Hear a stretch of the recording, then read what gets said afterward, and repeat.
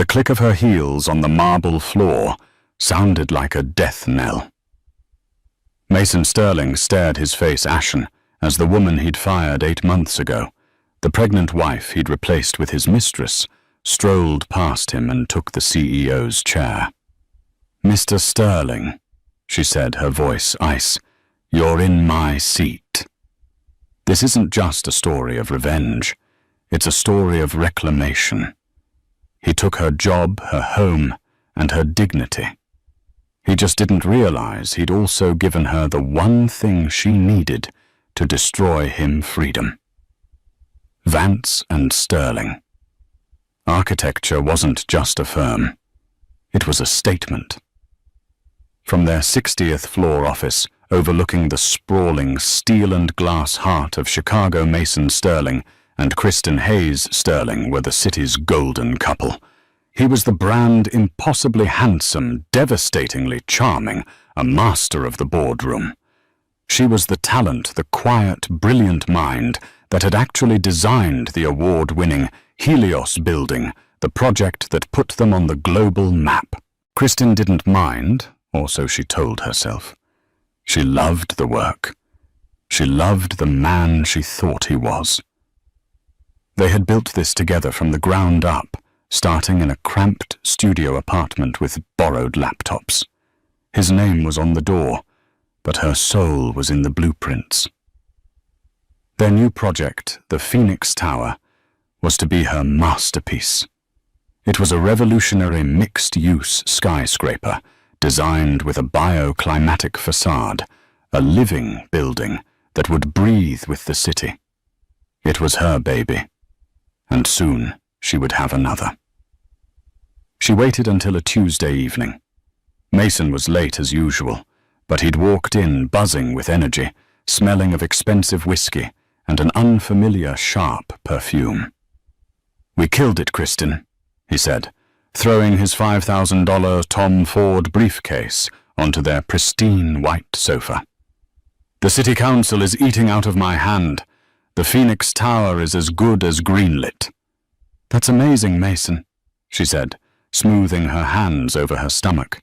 She felt the familiar flutter of nerves. "I have some news, too." He was already at the bar, pouring another drink. "Oh, did you solve the tensile strength issue on the upper-level trusses?" "No." "Well, yes, I think so. But this is personal." He turned, annoyed at the interruption. "What is it?"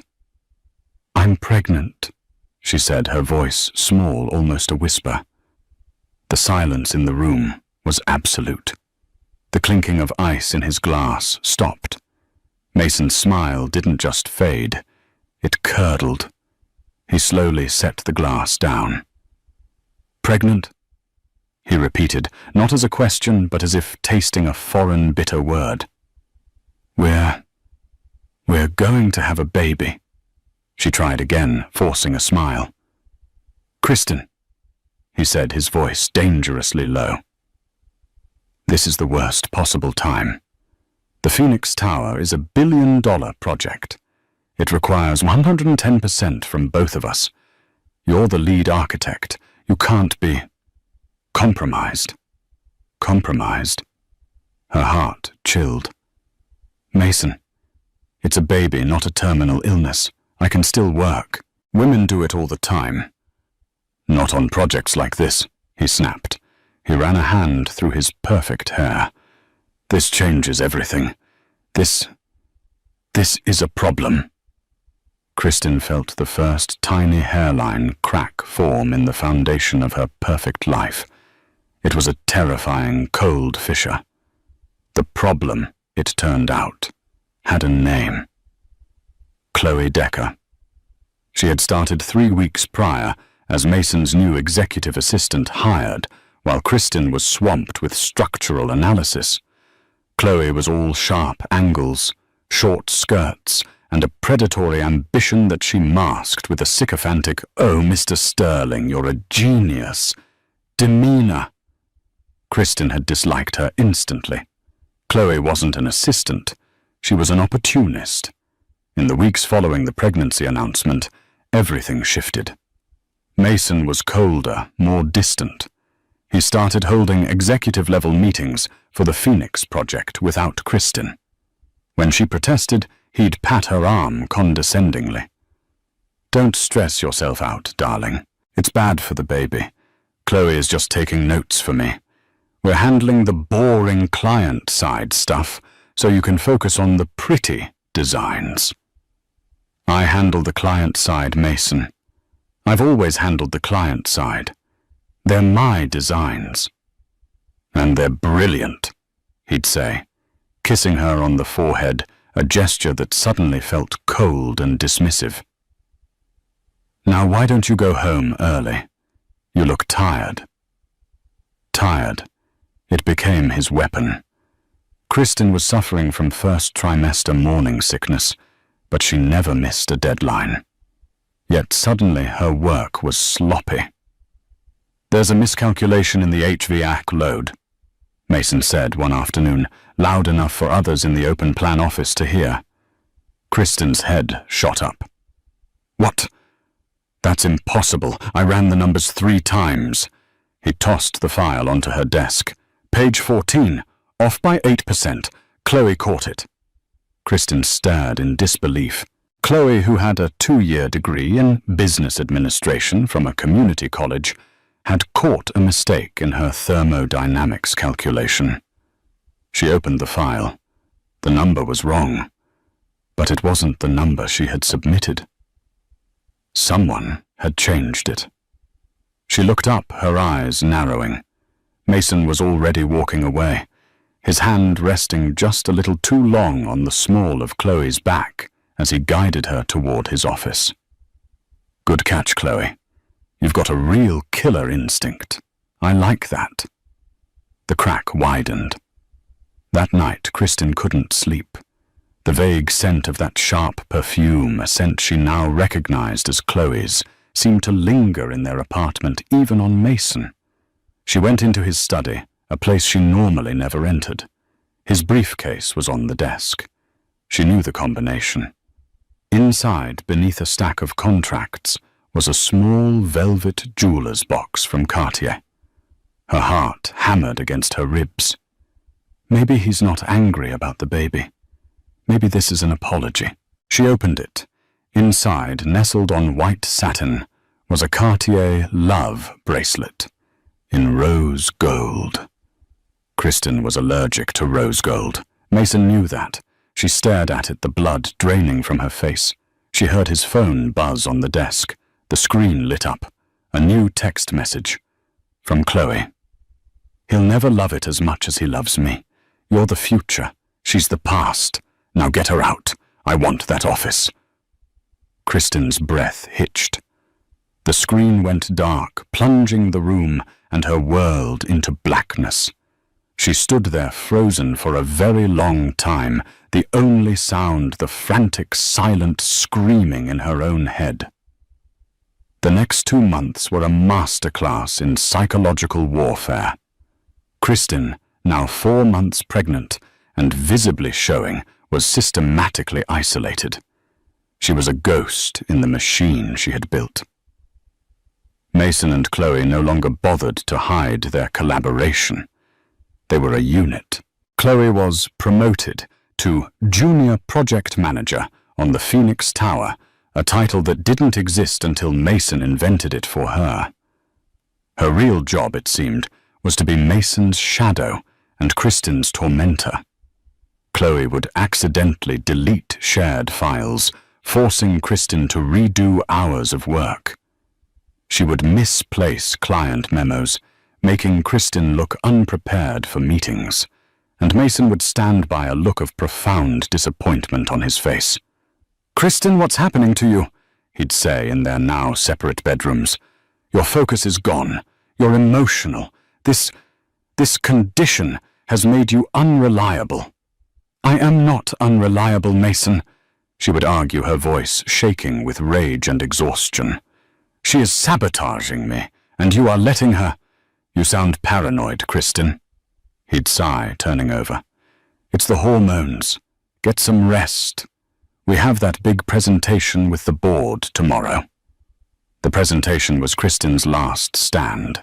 It was the final design approval for the Phoenix Tower. She had spent the last 72 hours fueled by desperation, triple-checking every number, securing every file on a private hard drive. She would expose Chloe, reclaim her project, and save her marriage and her company. She walked into the boardroom at 10 Hoseru a.m. Mason, Chloe, and the 4 members of the executive board were already seated. "Kristin, good of you to join us," Mason said, his voice clipped. "Let's begin," Kristin said, ignoring him. She plugged her drive into the projector. Nothing. The screen was black. "No compatible device found." "Having technical difficulties, Kristin?" Chloe asked, a saccharine smile on her face. Kristin's blood ran cold. She tried a different port. Nothing. My drive. It's fine," Mason said smoothly, standing up. "Luckily, Chloe and I anticipated this. We have our own presentation." Chloe plugged in her laptop. The screen lit up. It was Kristin's presentation, her designs, her renderings, her calculations. But her name was nowhere. In the bottom right corner of every slide, it read, "Project Lead Mason Sterling. Project Manager Chloe Decker." Kristin sat mute as Mason proceeded to pitch her own work, her own words as his. He fumbled through the engineering data, and Chloe would helpfully interject.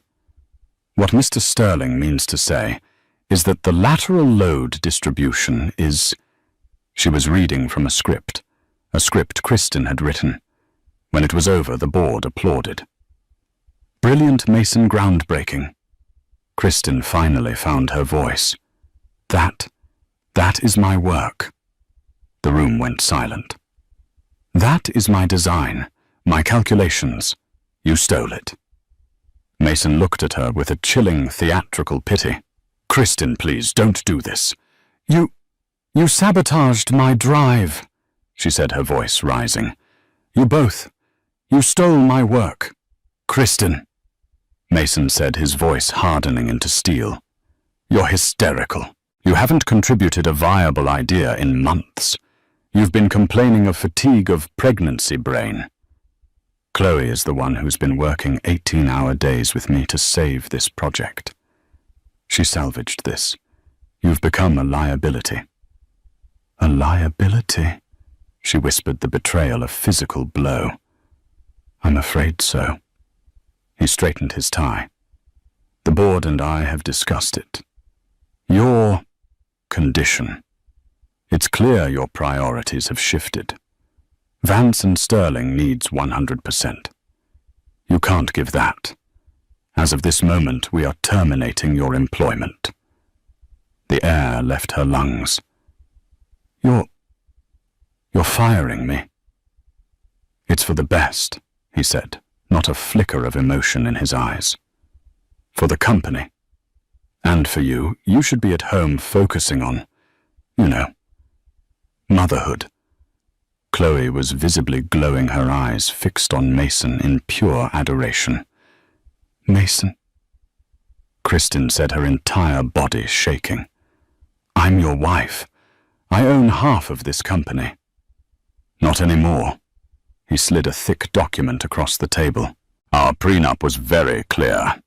The company was founded with my capital." He tapped the sterling in the company name. "You were a salaried employee, a very, very well-paid one, but an employee nonetheless, and now you're not." He was wrong. The initial capital, it hadn't all been his, but that was a secret she had kept for him. "And," he continued, "I've already filed for divorce. My lawyer will be in touch. I'm afraid our home is tied to the company's assets, so you'll need to vacate. Immediately." He was firing her, divorcing her, and making her homeless, in one 5-minute speech.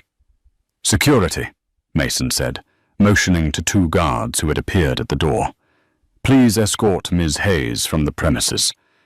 She's distraught." "Mason," she shrieked, a raw, primal sound of pain.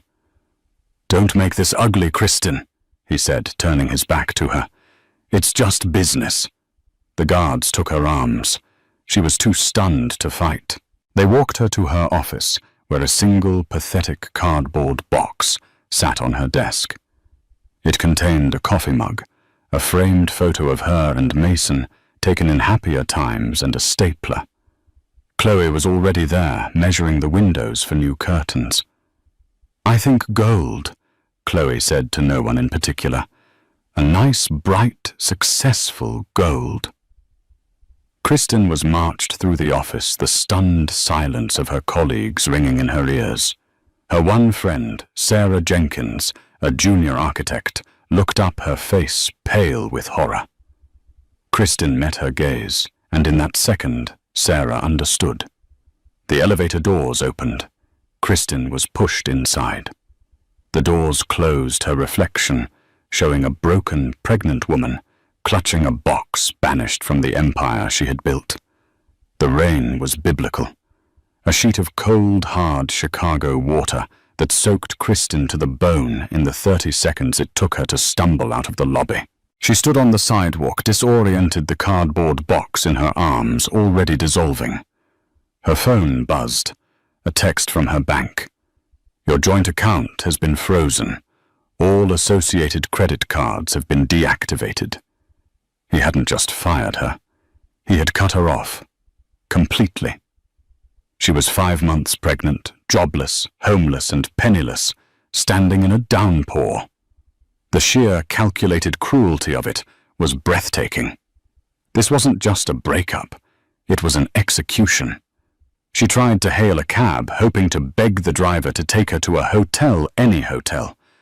But she was just another weeping, disheveled woman in the rain. Cars splashed her as they passed. Defeated, she huddled under the awning of a closed coffee shop. Her body racked with sobs. She slid down the wall until she was sitting on the grimy pavement, the world a grey, watery blur. She was there for an hour, invisible, until a tentative hand touched her shoulder. "Kristen." She looked up. It was Sarah Jenkins, her loyal friend from the office, holding an umbrella. Sarah's eyes were red. "He's a monster," Sarah whispered, pulling Kristen to her feet. "The whole office. No one can believe it. He's promoted Chloe to your job, lead architect. He's telling everyone she was the visionary for the Phoenix Tower all along. He took everything," Kristen choked out. "Not everything." Sarah said, her voice firm. "Come on, you're coming to my apartment." Sarah's tiny studio in Wicker Park became Kristen's sanctuary. For a week, Kristen did nothing but sleep and stare at the wall, existing in a fog of trauma. Sarah brought her food, tea, and prenatal vitamins, acting as a fierce protective guard dog, but Kristen knew she couldn't stay. She was a danger to Sarah. If Mason found out Sarah was helping her, he'd fire her without a second thought. "I have to go," Kristen said one night, her voice hoarse. "Where, Kristen? You have nothing. He has the best lawyers in the state." "I have one call," Kristen said, a spark of something not hope but cold necessity igniting in her chest. One person he's terrified of, one person he knows he can't cheat. "Who?" "The Vance in Vance and Sterling," Kristen said. Sarah looked confused. "I thought that was just a name he made up, to sound old money." "It's real," Kristen said, her jaw tightening. "Julian Vance, my mother's estranged brother, my uncle." The story was a closely guarded secret. Mason had been a charismatic, ambitious, but broke architect when Kristen met him. Kristen's uncle, Julian Vance, was a reclusive, semi-retired billionaire investor. Julian had despised Mason on sight, calling him a hollow suit with a predator's smile. But Kristen had been in love.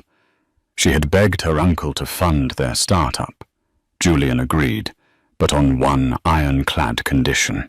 He would be a silent partner, holding 40% of the company's stock, and more importantly, the primary note on the company's business debt. He'd structured it as a complex leverage agreement. Mason, in his arrogance, had seen it as free money. Kristen and Julian knew it was a leash. Kristen hadn't spoken to Julian in 3 years, not since she'd chosen Mason over her family's warnings. Swallowing her pride, which was all she had left, she used Sarah's phone to make the call. He answered on the first ring, as if he'd been waiting. Julian Vance. His voice was like dry ice. "Uncle Julian," she whispered. "It's Kristen." There was a long, heavy pause. "So," he said, the parasite finally bit the host. Kristen broke down the full story of the betrayal, the firing the baby, the mistress pouring out of her in a torrent of shame and pain. When she was finished, the line was silent again.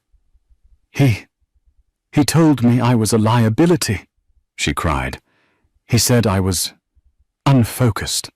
"Good," Julian said. The word was sharp, clean. "Good." "What do you mean, good? He's underestimated you. He thinks you're a weepy, hormonal artist. He's forgotten that you are a Vance. My car will be outside your friend's apartment in 20 minutes.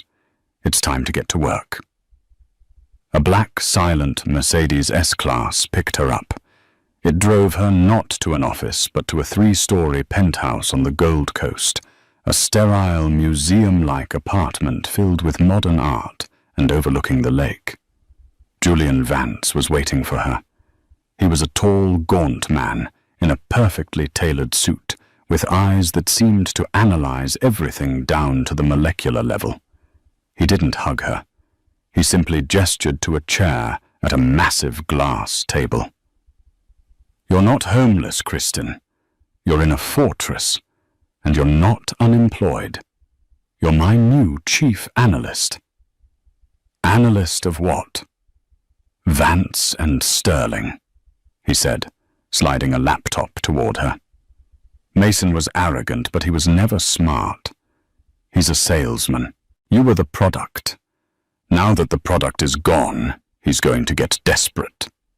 And desperate men make mistakes.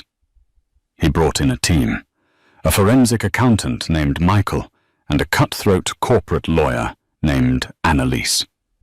For the next 4 months, Kristen's world shrank to this apartment. Her life became a stark, dual reality. By day, she was a mother-to-be. She did prenatal yoga, ate the healthy meals his private chef prepared, and watched her body change. But by night, she was a warrior. While Chicago slept, Julian and the team tore through the company's financials, which Julian had a legal right to access as a board member and primary creditor. At first, everything looked clean. Mason and Chloe were spending lavishly, a new corporate jet lease, a massive redecoration of the executive floor in tacky gold, just as Chloe had wanted, but it was all technically legal. "He's not stupid enough to just steal," Kristen said, frustrated, her hands on her swollen belly. "No," Julian said, his eyes scanning a balance sheet. "He's arrogant enough. Keep digging." Kristen gave birth in late November, a small, healthy girl with a shock of dark hair. She named her Lily. Holding her daughter for the first time, Kristen felt the last of her grief burn away, replaced by a cold, protective fire. This wasn't for her anymore. This was for Lily. This was for the future Mason had tried to steal from them. 2 weeks later, bleary-eyed from a 300 AM feeding, Kristen found it. It was an invoice, a $500,000 charge from a new vendor, Designs, LLC. "Julian!" She called out, her voice sharp. He was beside her in an instant. "What is it? Designs!"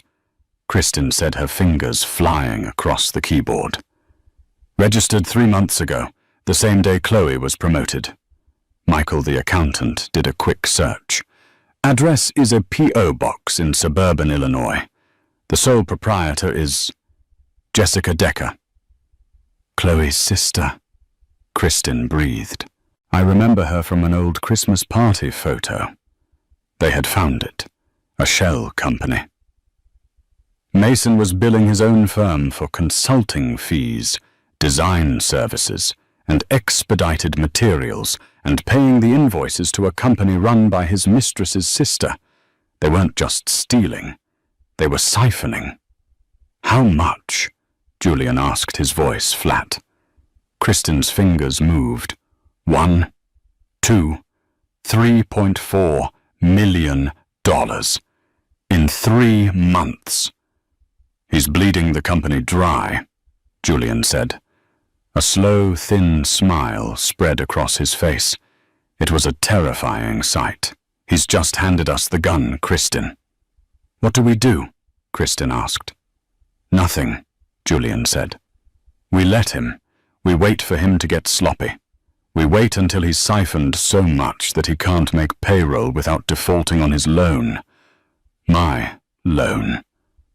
He looked at Kristen, his eyes proud for the first time. "He took your job. He took your home. He's about to pay for it, with his entire company." For the next 4 months, Mason and Chloe lived like royalty. They were the new it couple of Chicago's elite, featured in Modern Architecture and Chicago-style magazines. The articles were nauseating. They posed in Kristen's old office, Chloe draped over the desk, Mason with his hand on her waist, both credited as the twin visionaries behind the Phoenix Tower. They were celebrated arrogant and utterly blind. From her fortress penthouse, Kristen watched. She read the articles, she saw the photos, but she felt nothing. No jealousy, no pain. Only a cold, calculating patience. She and Julian's team tracked the Designs invoices as they piled up. $3.4 million became $5 million, $5 million became $7 million. Mason was financing his new life by gutting his own company. He laid off 20% of the staff, mostly loyalists Kristen had hired, citing restructuring and streamlining. He cut corners on materials, swapping out the high-grade steel Kristen had specified for cheaper substandard alternatives. He was turning her masterpiece into a monument of his own greed. "He's going to destroy the firm before we can even take it," Kristen said, rocking Lily in her arms as she watched the data stream in. "He's destroying the name," Julian corrected. "The infrastructure, the client list, the talent. That's all still there, waiting. He's just clearing out the rot." The rot was spreading. Mason and Chloe, despite their media portrayal, were terrible at their jobs. Mason was a salesman, not a leader. Chloe was a manipulator, not an architect. They'd landed a huge new corporate campus project, Omnicorp, by underbidding the competition by a suicidal margin. He's promised them Kristen-level genius at a discount price.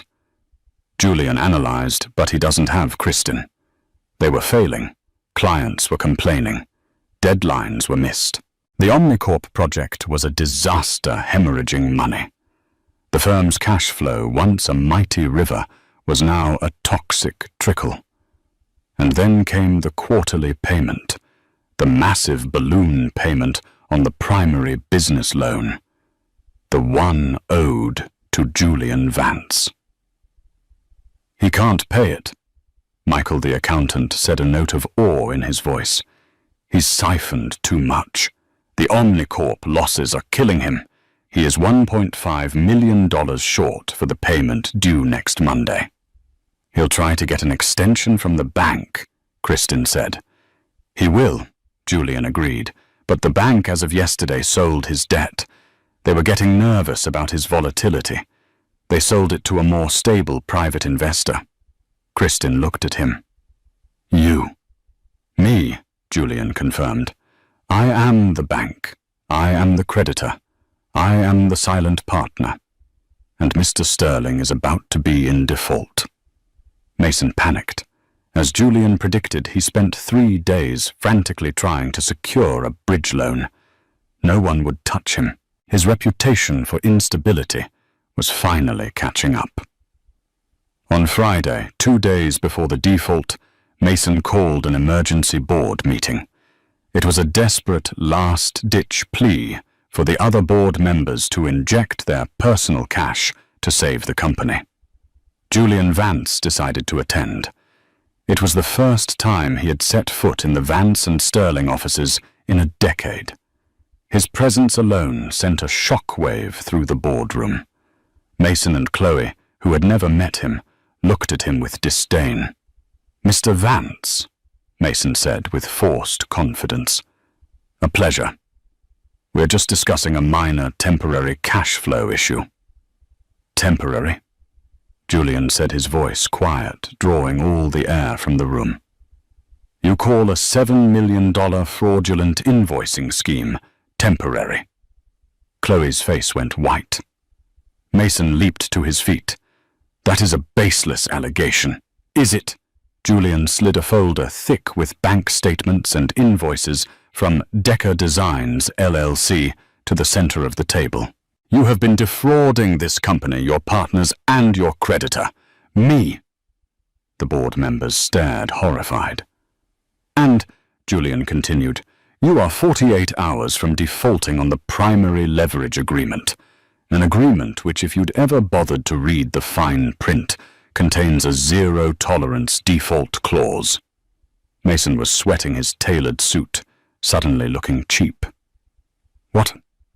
What clause?" "The Vance clause, I call it," Julian said. "It states that in the event of a default or criminal malfeasance, I have the right to call the entire note due, immediately, or, as an alternative, to seize majority control of the company's assets and shares to satisfy the debt." You can't," Mason stammered. "I can," Julian said. "And I have. Gentlemen," he said to the board, "Vance and Sterling is insolvent. Mason Sterling has bankrupted you. I am offering you a choice. Fight me in court, and I will dismantle this firm for parts, and you will all be sued by your shareholders. Or you accept my new leadership structure. You vote to remove Mr. Sterling as CEO, and you appoint my chosen successor. In exchange, I will personally recapitalize the company and make all of you whole." It wasn't a choice. It was a surrender.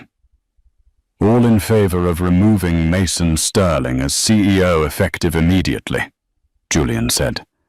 Every hand on the board, save Mason's, went up. "It's done," Julian said, standing. "Who?" Chloe demanded, her voice a screech. "Who are you replacing him with?" Some suit from one of your other companies." Julian smiled, his cold, thin smile.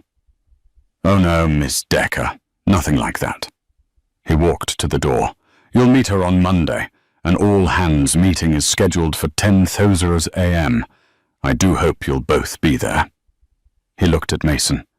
"Though I suppose your attendance is no longer mandatory." The weekend was a blur of frenetic activity, but not for Kristin. While Julian's legal and security teams swept the Vance and Sterling offices, changing locks, securing servers, and placing discreet uniformed guards on the 60th floor, Kristin was at home. She spent Saturday in the park with Lily. She spent Sunday reading, preparing. She felt a profound, almost terrifying calm. It was the calm of a general on the morning of a battle she knew with absolute certainty she was going to win. She had spent 8 months in the shadows rebuilding herself from the inside out. The woman who had been kicked out into the rain was gone. that Kristen was a victim. The woman who looked in the mirror on Monday morning was a predator. She dressed with surgical precision, a custom-tailored suit by Tom Ford, the color of a midnight sky, razor-sharp stiletto heels. Her hair, once soft and wavy, was pulled back into a severe, sleek ponytail. Her only jewelry was a pair of simple diamond stud earrings. She thought, like her uncle. She looked like a Vance. She kissed Lily's forehead. "Mummy has to go to work," she whispered. "I'm going to go. Take out the trash." At 9:45 a.m., the main atrium of Vance and Sterling was buzzing. An all-hands meeting on a Monday, called by the board, spelled one thing more: layoffs. The staff, or what was left of them, gathered in a state of anxious dread. In the front row, Mason and Chloe sat stubbornly defiant. Mason, though pale, had convinced himself this was just a power play by Vance. He thought he could spin it, rally the staff against this hostile takeover. Chloe was filing her nails, affecting an air of complete boredom. At 10:00 a.m., sharp Mr. Henderson, the eldest board member, walked to the podium, his face grim. "Good morning," he began, his voice shaky. "As some of you may know, this firm has faced significant financial challenges. Following a restructuring of our ownership, the board has voted to appoint a new chief executive officer, effective immediately." A nervous murmur rippled through the crowd. "Who is it?" someone shouted from the back. Mason stood up. "That's what we'd all like to know, Henderson. Who is this mystery person you and Julian Vance are trying to force on us? This firm works. We are leading. Mr. Sterling, you are no longer an employee here. Please sit down." "I will not," Mason yelled. "This is my company." Click, click, click. A new sound cut through the tension. It was the rhythmic, sharp sound of heels on the marble floor. It was coming from the main elevator bank. The sound grew louder, echoing in the cavernous space. Every head turned. The crowd parted instinctively, a wave of shock and disbelief rippling through them. Kristen Hayes walked through the atrium. She was not the weeping, pregnant, broken woman they remembered. This was a different person. She was power. She was ice. She was control. Her eyes were fixed forward, ignoring the gasps, the whispers, the stunned, open-mouthed stares. Sarah Jenkins, standing in the back, was crying, but this time she was smiling. Kristen didn't stop, didn't slow. She walked directly to the front. Chloe Decker dropped her nail file, a metallic clatter in the dead silence. Mason Sterling's face was a mask of utter, complete shock. His skin went from red to a sickly, mottled white. "Kristen," he breathed as if he'd seen a ghost. Kristen stopped at the podium. She looked at Mason. Her gaze so cold, it was a physical force. She didn't raise her voice. She didn't have to. "You're in my light, Mason." She turned to Mr. Henderson, who nodded and stepped away from the microphone. She turned back to her former husband. "Mr. Sterling," she said, her voice amplified by the microphone, clear and cutting as a diamond, "you're in my seat." She didn't wait for him to move. She walked past him up the few steps to the executive platform, where the CEO's chair sat empty. She didn't just sit in it. She took it. She crossed her legs, picked up the microphone from the podium, and looked out at the sea of faces, her employees. "Good morning, everyone," she said, her voice risen references in a way that felt like a caress and a threat. "As Mr. Henderson was saying, I am the new chief executive officer of this firm." She let that sink in. "I know. There have been rumors, uncertainty, layoffs. I am here to tell you the instability stops today. Her eyes found Chloe and Mason, who were frozen, staring at her, their minds unable to process the reality of what was happening. There will be some further restructuring, effective immediately. She looked at Mason. Mason, Chloe, my office, now. She stood. And Mr. Sterling, she added as an afterthought. Bring your key card and your company credit card. I believe you have one of mine. She turned and walked without a backward glance toward the executive suite, the click, click, click of her heels, the only sound in a world that had just been turned upside down. The walk to the CEO's office, her office, was the longest of Mason's life. He and Chloe followed Kristen in a silent, horrified daze, like prisoners being led to their own execution. The entire company watched them go. Kristen swept into the office. It was exactly as she'd imagined, gaudy, loud, and cheap. The rich mahogany she had loved was gone, replaced with white lacquer. The elegant minimalist furniture was replaced with gold and black monstrosities. She didn't sit.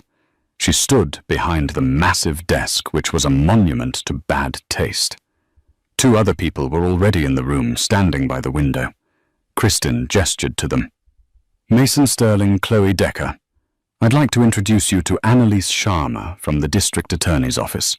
And this is Michael Wu, our new Chief Financial Officer and Head of Forensic Accounting. He's been very busy. Mason's blood turned to ice. DA's office, Kristen. This is insane. This is a corporate dispute. No, Mason. Kristen said, her voice quiet. This is a crime scene. She picked up a single bound report from the desk. Let's start small, she said, almost casually.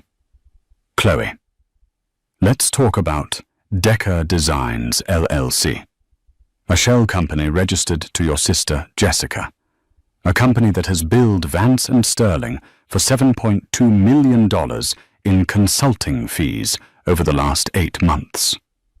Chloe, who had been trying to project an air of defiance, crumpled. I don't know what you're talking about. Don't you? Kristen slid a bank statement across the desk.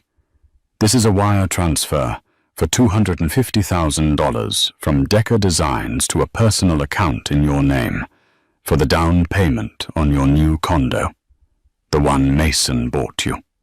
She looked at Annalise. I believe that's called wire fraud and money laundering. Chloe let out a small, strangled squeak and fainted, collapsing onto the hideous, gold-flecked carpet. Neither Kristen nor Mason even looked down at her. She's weak, Mason sneered, trying to find his footing. This was all her idea. She's manipulative. Kristen, darling, you know what she's like. She preyed on me. We can fix this. You and me. Like old times. He took a step toward the desk, his voice dropping to the seductive conspiratorial tone that had once worked on her. Get her out, Kristen said to the 2 security guards now standing at the door. They hauled Chloe's unconscious form out of the room like a sack of potatoes. And send in a paramedic. I want her conscious when she's arrested. Arrested? Mason bellowed. Oh, you're not getting off that easy, Mason, Kristen said. The fraud. That's just the appetizer. She held up a second, much thicker document. This is the real problem. This is the structural prospectus for the Phoenix Tower, the one you and Chloe submitted to the city after you fired me. It's a masterpiece, Mason blustered. The city loved it. They did, except for one thing. Kristen's eyes narrowed to slits. You kept my design, but to cover the millions you were stealing, you cut corners. You swapped out the T1 grade steel I specified for the central load-bearing columns. You replaced it with cheaper, substandard T3 steel from an unaccredited supplier. It's a standard cost-saving measure, he protested. It's not, Kristen said, her voice a lethal whisper. Not in my design. I ran the numbers this weekend. My original design had a 2.5 safety redundancy. Your design has a 0.8 redundancy. Mason didn't understand. So what? It's a little less. It means, Kristen said, in a high-wind event, which Chicago gets twice a year, the building would experience catastrophic structural failure. You didn't just cut a corner, Mason. You built a billion-dollar death trap. You endangered the lives of thousands of people. She tossed the file on the desk. This isn't just fraud. This is conspiracy to commit public endangerment. This is criminal negligence. This is the kind of thing that sends men like you to prison for a very, very long time. Mason's face, his charm, his arrogance, it all just dissolved. In his place was a terrified, small, hollow man. He finally understood. He wasn't just fired. He wasn't just broke. He was over. Kristen, please, he whispered, his hands visibly shaking. She's my, we were, please. Kristen looked at him, and for the first time, she felt nothing. Just an empty, cold space where her love for him used to be. You fired me, she said, her voice flat. You fired your pregnant wife to please your mistress. You stole my work, you stole my home, and you tried to steal my future. You left me on a sidewalk in the rain with nothing. She leaned forward. This isn't a please situation, Mason. This is a consequences situation. She pressed a button on her desk. Security. The two guards entered again. Mr. Sterling's employment here is terminated, she said. Please escort him from the building. Annalise, she said to the DA representative, he's all yours. Kristen, he screamed as the guards took his arms. You can't do this. I'm Mason Sterling. I am this company. No, Kristen said, walking to the window, looking out over the city that was hers. You were just the man who married the company. And the Vance in Vance and Sterling, well, she's a very vengeful woman. Mason was dragged out, shouting and sputtering his rein over. Kristen stood at the window, took a deep breath, and allowed herself one small, tight smile. The trash was out. The heavy oak door of the CEO's office clicked shut, and the sound echoed with a profound finality. The shouting, the sirens, the entire chaotic symphony of Mason's downfall faded, leaving Kristen in a sudden jarring silence. She was alone. She was standing in the center of the room that had once been her creative sanctuary, now defiled by Chloe's gaudy, triumphant gold and lacquer. For a full minute, she didn't move. She just breathed. She smelled the lingering trace of Chloe's sharp perfume and the faint, acrid scent of Mason's fear. She walked not to the desk, but to the window, placing her palms flat against the cool glass, looking down 60 stories at the city that had nearly broken her. The city she had just reclaimed. She had left this building 8 months ago, penniless, pregnant and invisible. Now she was its master. The feeling was not triumph, not joy. It was a cold, heavy and absolute sense of rightness. Her gaze drifted to the desk. She walked over her fingers, tracing the edge of the tasteless white lacquer. On the corner sat a framed photo. It was Mason and Chloe at a recent architectural gala, the one where they had accepted an award for her Phoenix Tower concept. He was beaming, his arm locked around her waist. Chloe was looking at him, her expression a venomous mix of adoration and possession. Kristen picked up the frame, her expression unreadable. She looked at the woman who had tried to steal her life and the man who had let her. She felt nothing. No anger, no pain. Just pity. They were so small. She turned to the sleek gold-plated intercom on the desk, another of Chloe's additions, and pressed the button for her new assistant. "Michael," she said, her voice calm and clear. "Yes, Ms. Hayes." His voice came back crisp. "Have the maintenance supervisor in my office in 30 minutes. I want this entire suite stripped to the studs. Every piece of furniture, every light fixture, every single thread of this god-awful carpet. I want it gone by morning." "Ma'am, gone where?" Kristin looked at the photo of Mason and Chloe, then dropped it glass first into the metal trash bin. "Burn it. I don't care. I want my old office back. The mahogany, the glass, everything." "Yes, Ms. Hayes." "And Michael?" She added her voice, softening just a fraction. "Find Sarah Jenkins. She's in junior design. Tell her I need to see her. Right away." "One more thing," Kristin said. "Find out what her current salary is, and then I want you to double it. I don't care what it is. Double it." She cut the connection before he could reply. She was not just cleaning house. She was rebuilding her foundation, and Sarah had been the only one to offer her shelter in the storm. Loyalty, Kristin now knew, was the only currency that truly mattered. She walked out of the office, leaving the opulent ruin behind without a backward glance. The entire company was still gathered in the atrium, standing in stunned, silent clusters. When they saw her emerge, a new wave of hushed terror rippled through them. They had just watched one CEO dragged away in handcuffs. They had no reason to believe his replacement wouldn't be another kind of tyrant.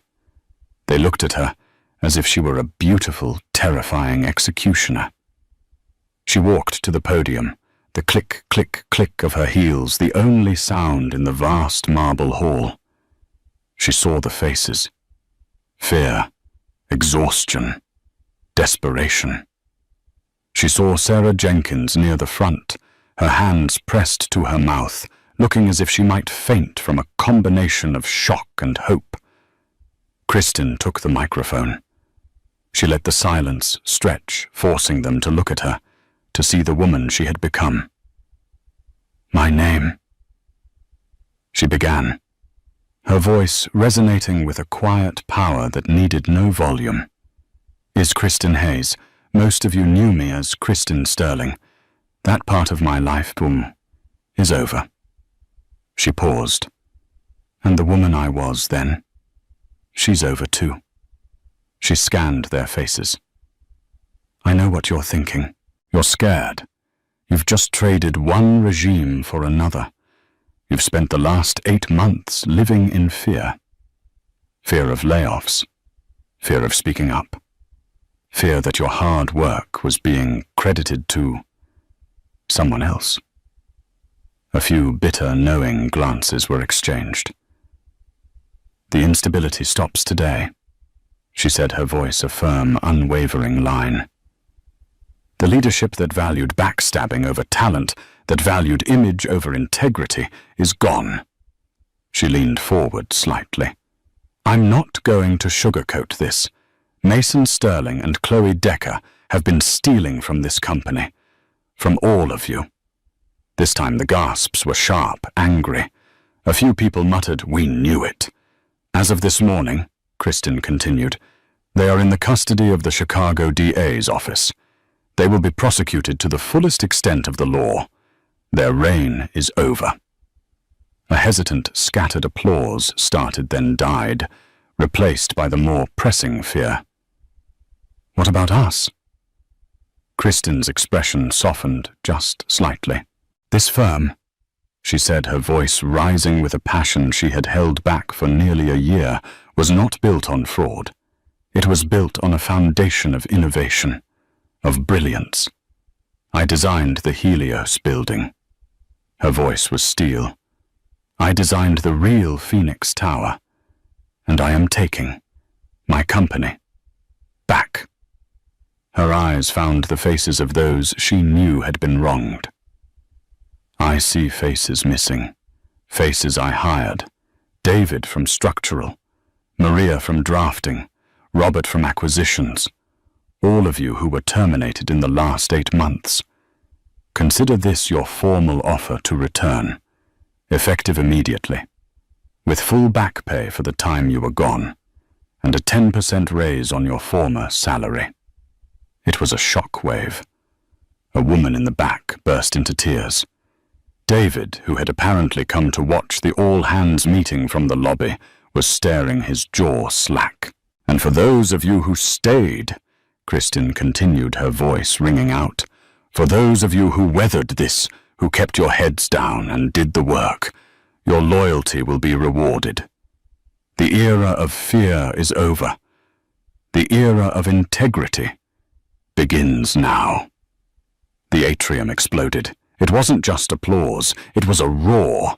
It was the sound of a company-wide exhale, a release of 8 months of pressure and toxicity. People were cheering, crying, hugging each other. It was a liberation. Sarah Jenkins was at the front, sobbing openly, laughing through her tears. Kristin met her gaze and gave a single, firm nod. We did it. This won't be easy, Kristin called out over the beautiful, chaotic noise. We have to save the Phoenix project. We have to call every client and tell them the truth. We have to rebuild our reputation from the ground up. It will be the hardest work we have ever done. But we will do it together. And we will do it with integrity. She raised her hand. Welcome back. She finished, her voice thick with emotion for the first time, to Vance and Sterling, the real Vance and Sterling. The next year was a brutal, relentless, and glorious campaign. Kristin with Julian's capital, and Sarah, now her fiercely competent COO at her side, was a whirlwind. She worked with a surgical focus fueled by coffee and a protective fire. Her first act was to have her old office restored, but with one change: an adjoining soundproofed nursery. Lily was a constant presence, a visible statement that this company would no longer force women to choose. Kristin would be a CEO, and she would be a mother, and the company would bend to her, not the other way around. In the bottom drawer of her restored mahogany desk, she kept the cheap dissolving cardboard box from that day. She looked at it whenever she felt tired. It was not a reminder of her humiliation. It was a reminder of her naivete. It was a reminder of what happened when she was quiet, when she was accommodating, and when she let her name be second to anyone's. She was ruthless in her honesty. Her first call was to the Omnicorp board, the project Mason and Chloe had been hemorrhaging money on. She walked into their boardroom, presented Julian's forensic audit, and told them the unvarnished truth. I cannot save the budget your former CEO promised you, she said, because that budget was a lie. What I can do is save the building. I can give you a landmark built with integrity. They were stunned, but they stayed. Radical honesty, she learned, was a powerful weapon. She halted construction on the Phoenix Tower, a move that cost the firm millions and nearly gave the board apoplexy. We will not be the firm that builds monuments on a lie, she told them with Julian's proxy vote in her pocket. She personally oversaw the removal of the substandard steel, re-engineered the flawed supports, and rebuilt her masterpiece beam by beam the right way. 1 year to the day after her return, Kristin Hayes stood on the observation deck of the newly opened Phoenix Tower. The grand opening gala was thundering with music and applause 60 floors below. She had slipped away. The building was a triumph. Critics were calling it a masterpiece of resilience and light. It's beautiful, Kristin. She turned. Julian Vance was standing there, a rare, proud smile on his face. He held his grandniece Lily's hand. "They're calling it your comeback," he said. "It's not a comeback," Kristen said, taking Lily from him. She held her daughter close, breathing in the scent of her hair. "It's a correction." "He took the plea," Julian said quietly, joining her at the glass. "He'll be out in 8 years with good behavior." Kristen looked down at the city lights, her expression unbothered. 8 years. It feels small, irrelevant. And Chloe testified against him to save herself, Kristen said, shrugging. "Got 2 years probation and a fine she'll be paying off for the rest of her life. Last I heard, she's a receptionist at a dental office in suburban Indiana." She looked at Julian. "She's just gone. A ghost." "And you, Kristen?" Julian asked, his voice gentle. "After all this, the betrayal, the fight, the cost, are you happy?" Kristen was quiet for a long time. She looked at her reflection in the glass, a woman, a mother, a CEO with an entire city at her feet. She thought of the word happy. It was the word she'd used to describe her old life. A passive, fragile, and ultimately illusory state. "Happy," she said, "is the wrong word, Uncle." She turned from the reflection to the reality of the skyline. "Happy is what I thought I wanted. It's a feeling. It comes and goes. What I feel now is solid. It's a foundation." She kissed Lily's forehead, her daughter's warmth a stark contrast to the cold glass. "He fired me because he thought a baby made me weak. He thought I was a liability. He built his new life on a foundation of lies and cheap steel." She gestured to the incredible structure around them, a building that was breathing with the city strong and true. "I built this on integrity, on truth, and on the best damn engineering in this country."